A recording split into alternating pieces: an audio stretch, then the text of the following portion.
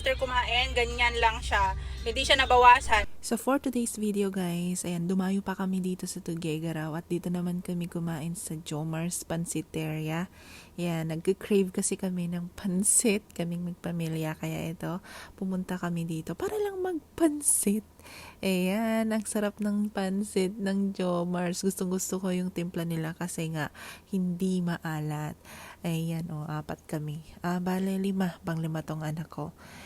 And ayan naman yung anak ko, kahit papano gusto niya kumain ng pansit. Sa mga taga Cagayan Valley po dyan na mahilig din magpansit, let me know in the comment section. Paki-comment nyo naman kung saan yung alam nyong masarap na pansitan para matry din namin sa susunod.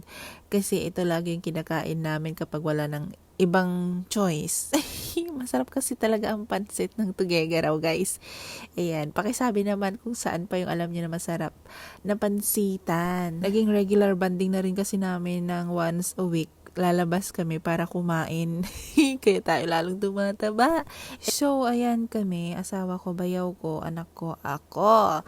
Anyway, ang suot ko nga po pala dito na lipstick ay ang Maybelline Superstay matte lipstick. Ayan, super ang tagal nitong matanggal sa lips. Kahit after kumain, talagang nandiyan lang yan. Super bagay na bagay ito sa mga kagaya ko na ayaw mag-retouch or tinatamad talagang mag-retouch. Long stay talaga yan. Para matanggal to, gagamit lang kayo ng petroleum jelly o kaya naman makeup remover o kaya naman oil. Ganyan to ka tinde kumapit. Ayan, so super stay matte ink from Maybelline. Lalagay ko dito sa aking yellow basket para makapag-check out kayo. Bye-bye!